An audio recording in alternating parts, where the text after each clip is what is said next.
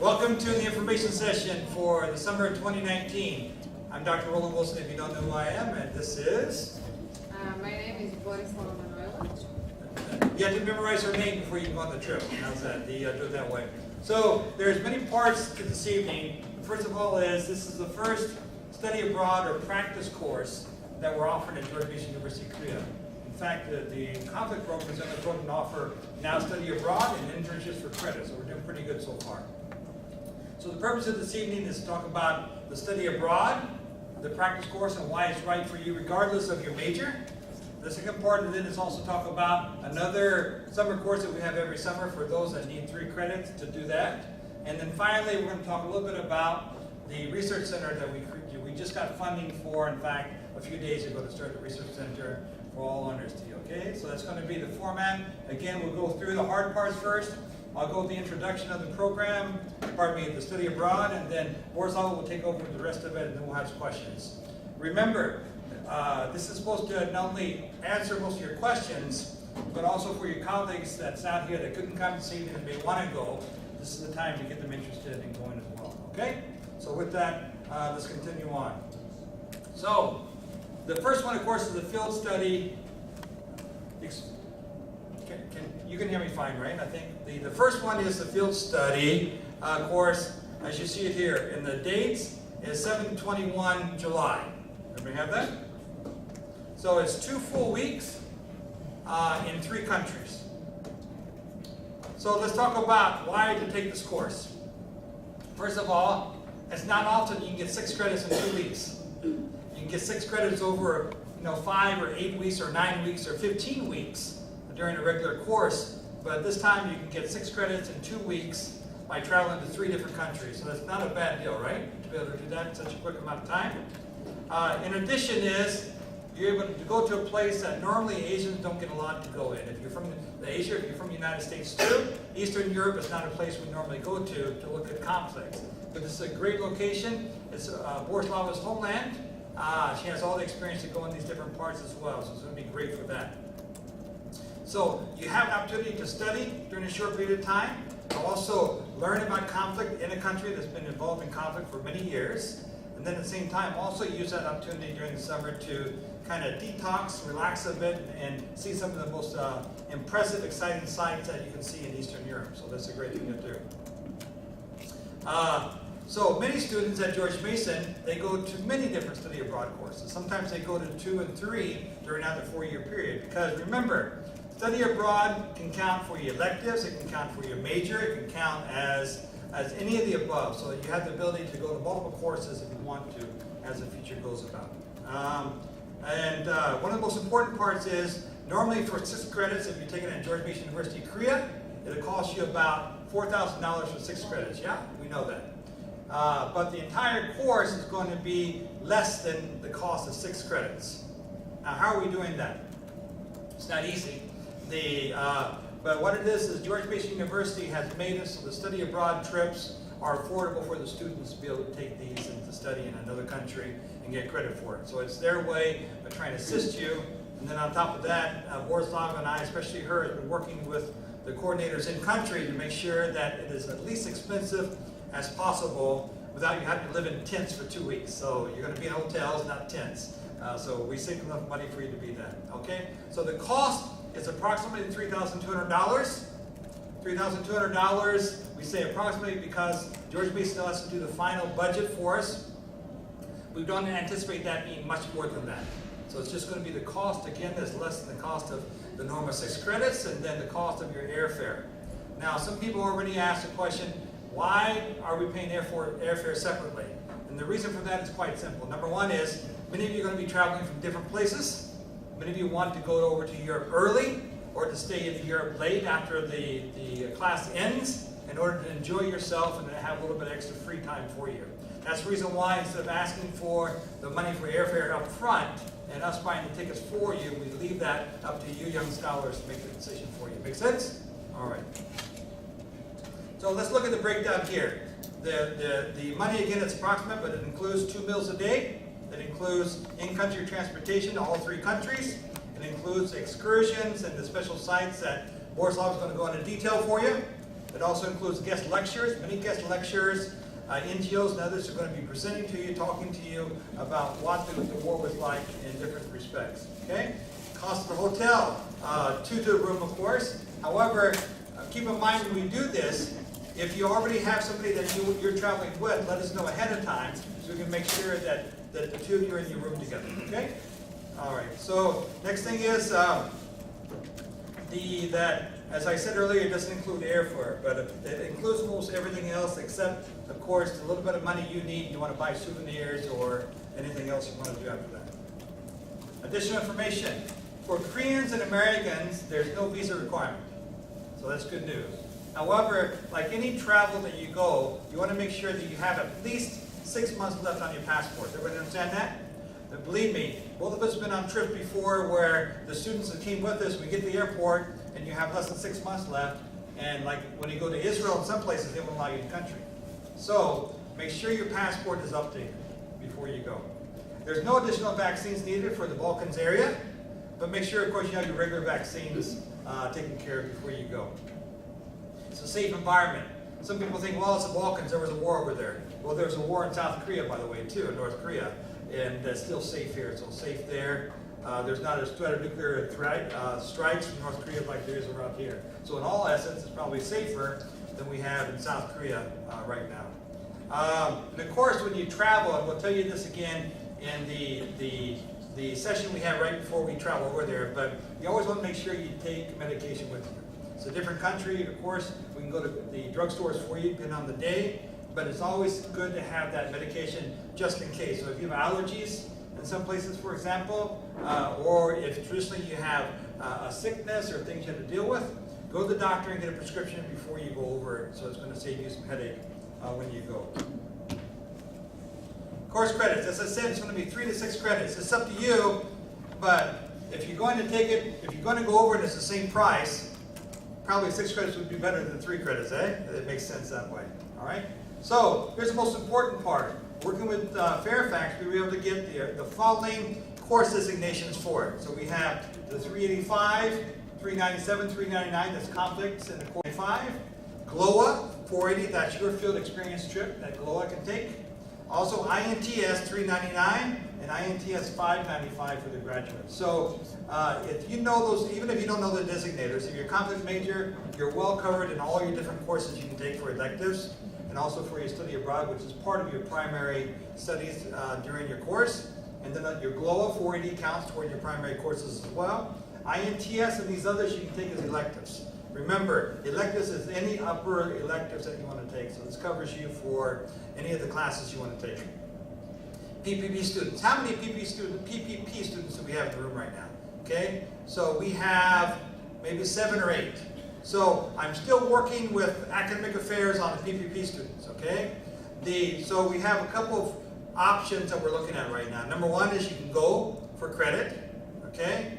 Number 2, you can go if you're in a PPP program and you finish your 2nd semester.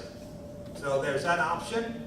And the third one is, since we're not paying for the credit anyway, you can certainly go even if there wasn't any credit available to you. So we have those 3 options. I'm going to try to figure out what is the best one for you and what they will allow. As much as I want to allow everybody to go on the trip, because I think it's a good experience that everybody should have at least once, if not 3 or 4 times when you're in the university. We also had to play by the rules of George Mason University of Korea. So I'm going to work on that for you the best I can. But again, the options are, hopefully you can take them for credit. And if you're a PPP student and you're in your 2nd semester right now, it's not going to be a problem at all. You're going to be able to go anyway.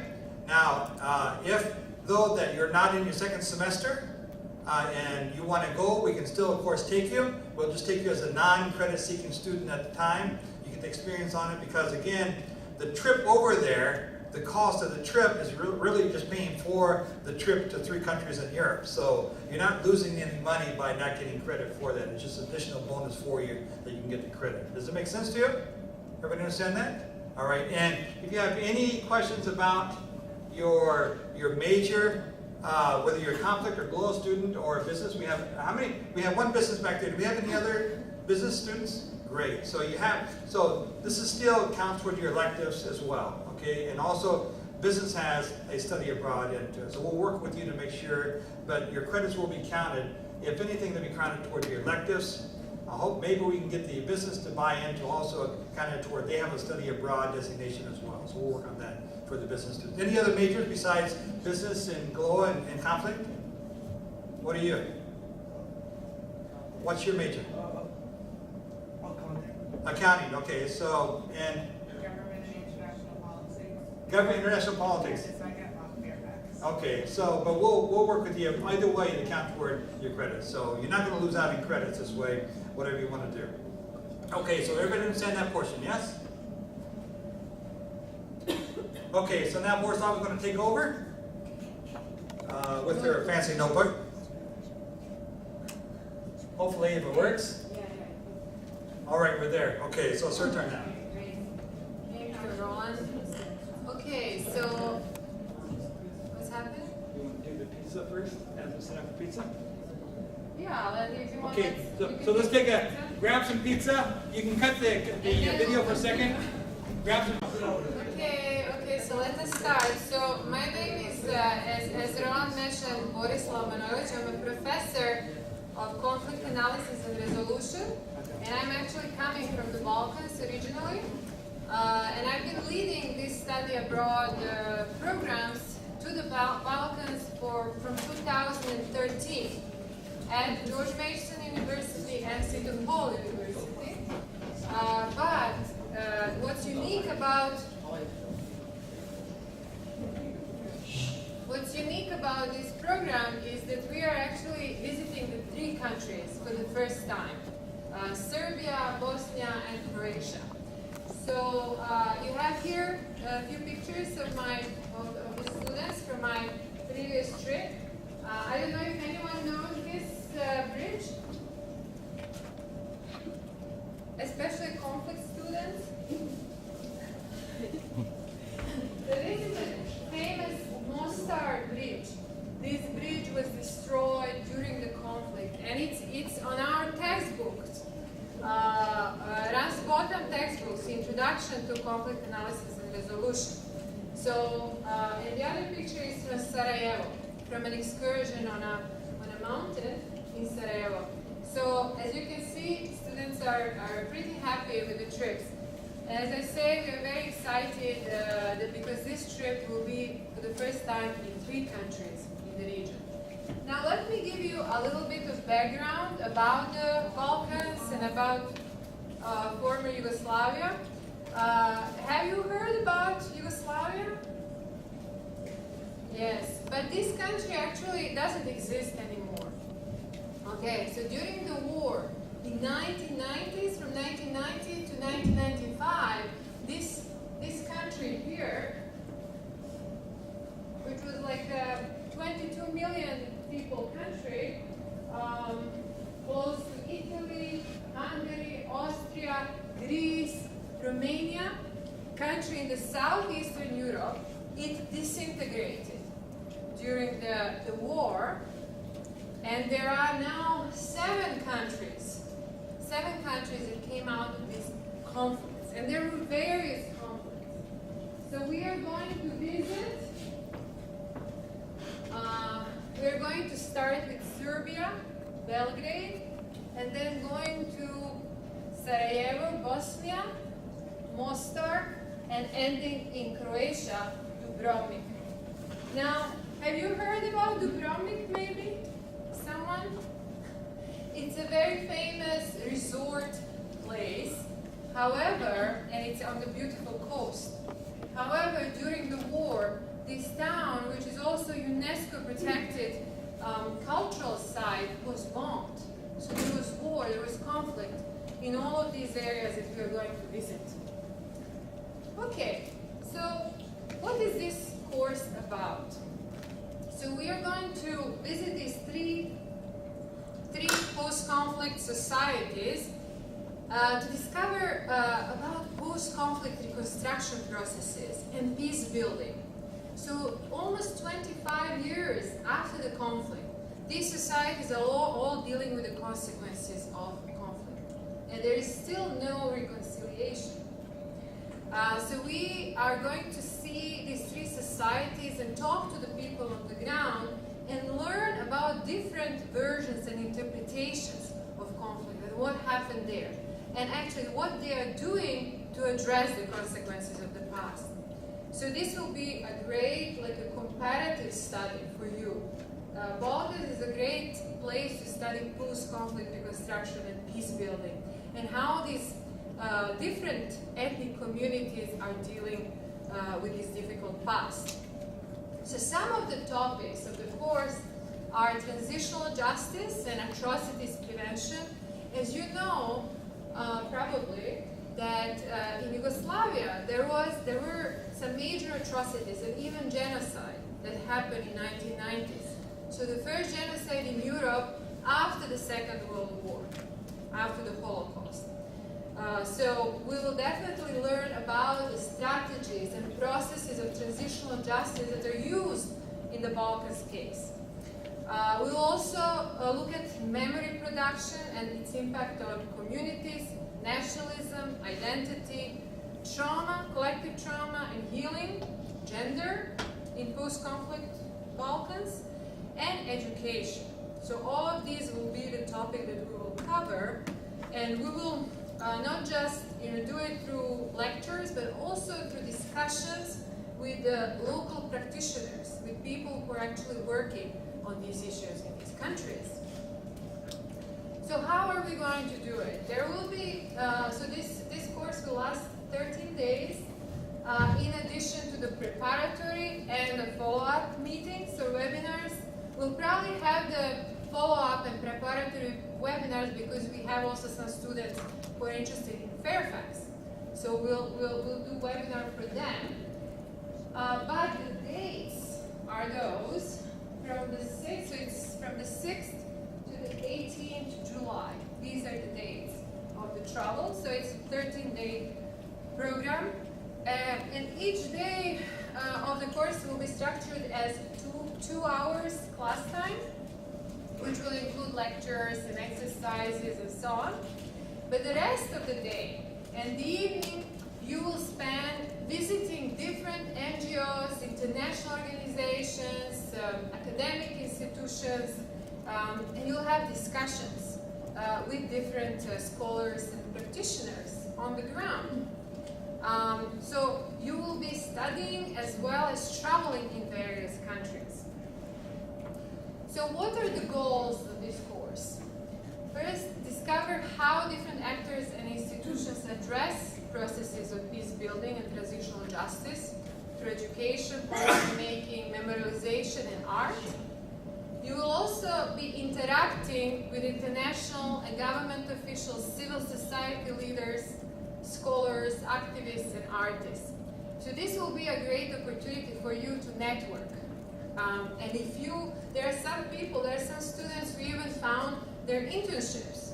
So possible partnerships, internships, something that you can find there. Apart from all of this academic portion of the course, we'll also visit cultural sites, cultural and historical sites, and meet local people in the three countries. So here are some organizations that we are going to visit.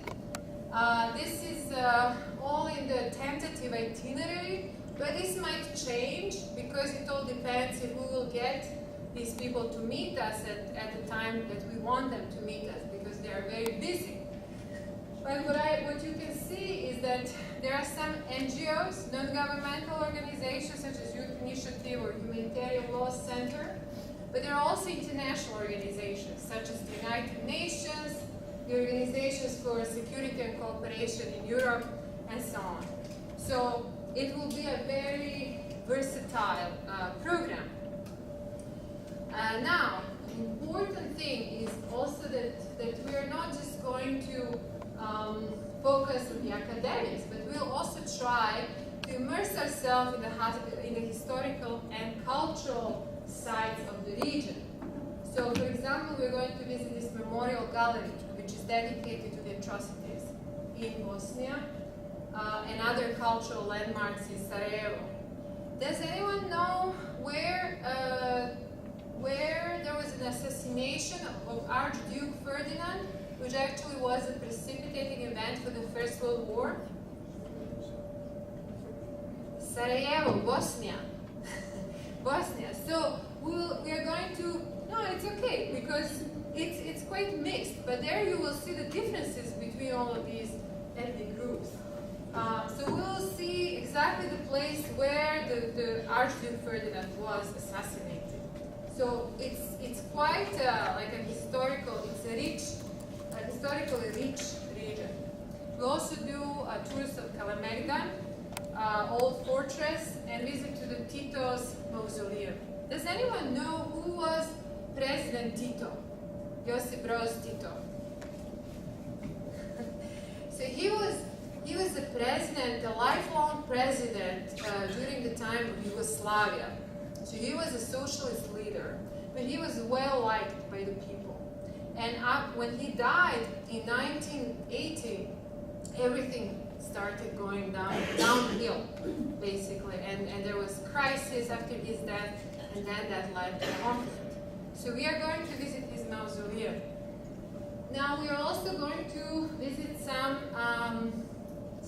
natural and historical beauties of the region, such as Kravice waterfall. So let me just show you the pictures. So this is Kravice waterfall. This is the fortress and park Kalemegdan in Belgrade. Kravice waterfall is nearby Mostar in Bosnia. This is of course the bridge. And on top is Dubrovnik. So Dubrovnik, a UNESCO site, UNESCO protected cultural site. So you will, apart from learning about conflict, you will also learn about the beauty and history and culture of the region. Okay, so what else, what are you going to do as part of the course? What will be our practices? Debriefing will be very important. That means that after each day, especially during the dinner, probably, we'll have a talk, like about your impressions, about the highlights of the day. So we'll be doing debriefing. And you will also write a journal on each day. And my suggestion is to write this journal every day so that you don't forget all the good things that happened to you, the surprises, the highlights. So this will be some of the practices that we will do in this course. This is the website. I think Laura can share with you. This is George Mason Fairfax website for this program, where you will find more information. The link. And itinerary and syllabus are still tentative, but we will share it as soon as possible with all of you. Okay, so I think I covered the background and the topics of the course, and now I want to open the floor for the questions. Well, there's a couple of slides, and I have on the other one, but we can do. Go ahead and do questions now. Yeah. If you want to. Do you want to? So is there any questions? So questions. We're going to still talk about the other course offered in the summer, but the first question you had earlier was, what's the difference between experience and credits? So as we anticipate, there will be no difference in price because, again, you're paying for the trip and not really you're paying for the credit, okay? So it's not really a difference in money. The only real difference is whether you do a 6-page report or a 7-page report or 8-page report based on when they've been figures to credit. So we're going to integrate that as much as possible for you to make sure that you're not overloaded with work, because a lot of your work, as Boris Lama said earlier, by doing a debriefing with us every evening, because trust me, when you go to a former conflict country and you talk to people that've been through conflict, it can be a pretty stressful day for you, although you're enjoying yourself at the same time. So the purpose of debriefing is for you to detox, to get this out of your system in a friendly environment to talk about some of the issues that we talked about during the day. So it's a great way for you to learn as young scholars from each other and us to learn from you as well what's going on. So we'll have the debriefings, we'll have the journals. If you do those daily, right before you go to bed, for example, or in the morning when you get up and you're still fresh, then it's getting done. So you're getting most of your work done while you're on the trip itself. And then when you come back, then we'll have a deadline for you for the other things that needs to be done. We'll get syllabus out to you soon. But again, the only big difference between 3 and 6 credits is probably the length of the paper that you're writing. That's all. Okay?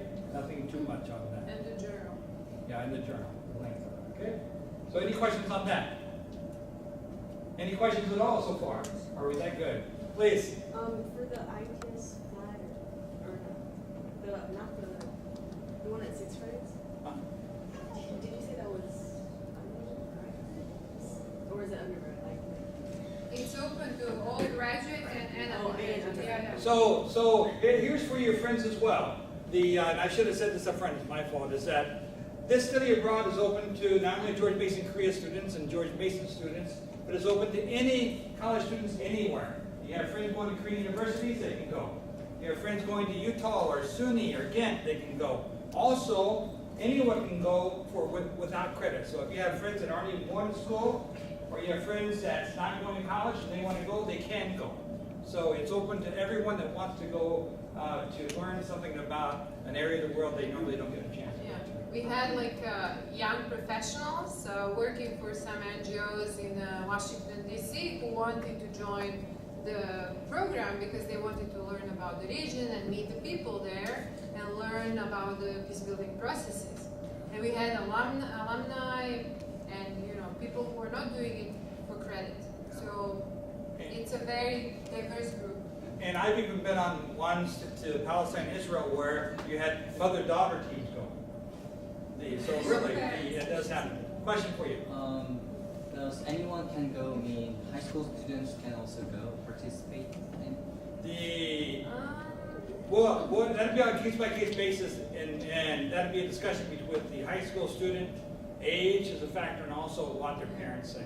So the problem we get in with when they get younger, vice older, older, for example, is that we want to make sure that their parents know they're going somewhere, because as we know, sometimes young people say, "Mom, I'm going to go to a study camp for 2 weeks," and really they're going across way around the world. So that would be a discussion we would have, but we'll certainly consider that. We'll have to talk to the parents to make sure that's okay with them. Okay? And probably the insurance is different. Yeah. Well, we'll see. We'll work that out. The detail. Other questions? Yes. If we take 6 credits in this program, then are we going to take 10 credits in take 10 credits in Fairfax? Okay. So her question is, if you take 6 credits now, are you going to take less credits at Fairfax? Okay. So that's almost like an apple and orange kind of thing, because the Fairfax courses that you are required to take, you still have to take those, because we can't offer those credits here. So, like I need this. So, but what that means for you is normally some people take their study abroad now, whether in their first, second, or third year. Some people take it though in their 4th year. The actual schedule, your 4-year plan, has it during your 4th year. So your last semester back here at George Mason would be when you would do your practice, your study abroad course, okay? So really, the credits you take now doesn't affect, it can affect part of Fairfax, because 3 of those will go toward your electives, right? So you're also required to take some electives at Fairfax. So you're going to be relieved of some of those elective credits when you go to Fairfax, okay? But the actual study abroad credit that you do during your 4th year, you're just doing that in advance. Does it help you out? All right. And you can come and see me and I can tell you more to work that out, okay? Other questions? Gotta be more, come on. You gotta make it worth our pizza, right? Don't be shy. Are we just going through the GEO online thing? Yes. So how do you register? We need to do 2 things for us first, please, okay? Number 1 is, before you leave tonight, actually 3 things. Before you leave tonight, when you signed in, tell us what you want to do. So if you want to go on the study abroad, you say study abroad. If you want to do the study abroad plus the summer workshop course that I'm going to talk about in just a moment, tell us that too. So, but then after you leave this evening, send us an email so we have your name solidly in place, because if we get too many students, then we're going to stop taking students. So the earlier you tell us, the better off you are. Then we'll tell you, go ahead and go to GEO site. That's a website we just spoke about. And then fill out the application and start to pay the money in order to get the course paid for, okay? So great question, and we'll do that kind of in order. We want to make sure that, although GEO is helping us a lot, the GEO office is the study abroad office back in Fairfax for the Korean students here. They are doing a great help in assisting us in getting this off the ground running. In fact, we couldn't do it without them right now. But there's also a time lag between them and us, so we want to make sure that you send us an email too, so we can to watch over you and take care of you and make sure you're taken care of the right way. Good question. So send us an email and we can send you the link to the program on GEO website, and we can also answer any questions because we are the ones that actually are implementing the program. And we'll also send you this PowerPoint that you have it as well. I'm sure there's many other, after tonight, there's going to be many other students that want to go, just because a lot of them don't even know yet that there's a study abroad program in Korea, because word gets out slowly, unless you have pizza on the front of it, then it gets out really quickly, okay? So we know that, but of course, you are the best. If you have friends that want to go, you're the best advertising for that to get it out for the students. Really, anytime young scholars, when you can go to another country and get credit out of it, it's making you a better person, making you a better scholar. It's helping you with your language, it's helping you with your cultural skills, it's helping you become that globalized citizen that we all try to be, right? Okay. Other questions? Yes? So how many lecture hours are we taking there? Lectures. So, as Borislav has said, every day we're going to have about 2 hours of lecture, okay? Now, lecture doesn't mean sit down here and we're going to stand up here and lecture you. 2 hours of lecture means it's going to be a combination of Borislav and I and others that's going to be interacting with you and teaching you different things. So, about 2 hours or so. Yeah, so we'll have also local speakers. So for example, we'll have a person from Otpor, like a resistance movement in Serbia, Topol Milošević will come to be our speaker. We'll have local academics as speakers in our classes. So it will be very interactive. But 2 hours approximately a day will be like the lecture class time, let's say, and then the rest will be going to different agencies and organizations and speaking with them about their work. So the great thing about it is it's very diversified. Not only is it just Borislava and I, but there's going to be a lot of people on the ground that's going to be able to tell you stories and talk to you about what's happening from their point of view and what happened to them from their point of view. So in that way, don't look at it as sitting in a business or a conflict classroom and just getting dead lectures about something. It's something that's much more interactive. That's the practical application of being a young scholar. So does that help answer your question? Okay, great. Next question.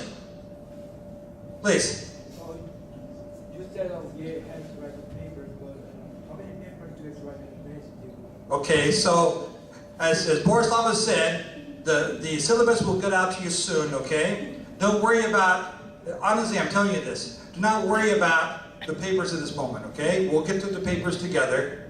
It's not something that's going to kill you where you can't have your fun while you're enjoying the course over there, okay? So we'll get the amount to you, but it's nothing that any of you aren't capable of doing, all right?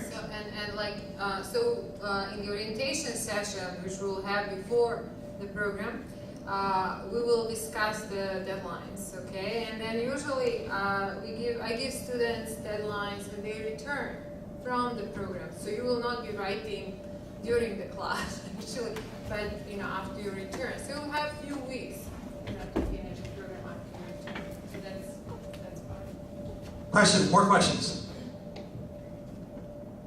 Oh, please. Is there a limited number of people who can Say again? get there? I'm sorry? Is there a limited number of people who can get there? Are there a limited number of students that can go on the course? Is that the question? Yes. Or you must be texting with somebody right now asking the question for them. Look, we will try to accept everyone we can, okay? But also, remember, when you go from a group of 20 to a group of 40, there's a lot of things that change. The sizes of the buses, the amount of hotel rooms we need, and all those other things. So, why do I say this? Again, we'll try to accept as many students as we can. However, if it gets too large, we may have to close it off. So again, the earlier you let us know, the better off you are in trying to make this happen. Does that answer your question? Okay, all right, next question. Yes? So what transportation are we using? We're going to use a lot of horses.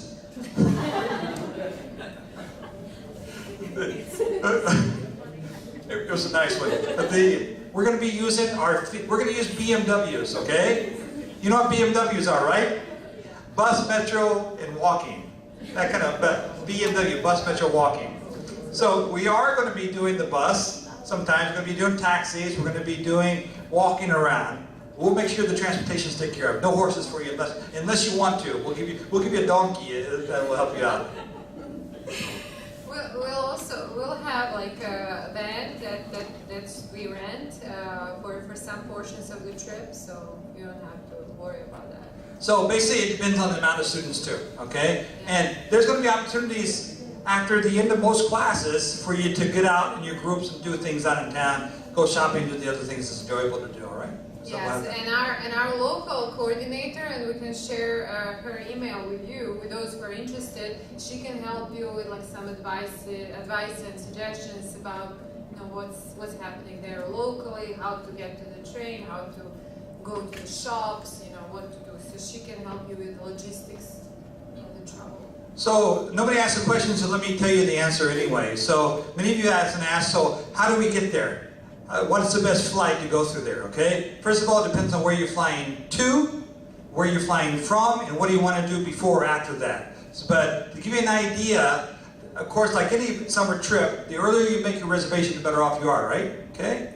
So if you make your reservation early, you can easily probably find flights for under $1,000 round trip, okay? Under $1,000 for a round trip.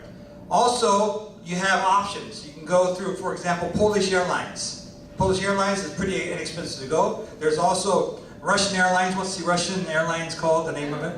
Aeroflot. You can go through Russian Airlines. You can also go on Korean Airlines, but if you go through Korean Airlines, we know it's going to be a little more expensive. Normally you fly to Frankfurt, and then from Frankfurt you transfer on to Bosnia, Belgrade, rather. Okay, so we will be starting the course in Belgrade, Serbia, and we are ending the course in Dubrovnik, Croatia. And we will of course provide transportation for you from Dubrovnik back to Belgrade if you decide that your departure town and your arrival town is Belgrade. But if you decide from Dubrovnik to stay in Dubrovnik for a few days because it's a nice place, or travel to Italy or travel along the coast, then the return is on your own responsibility.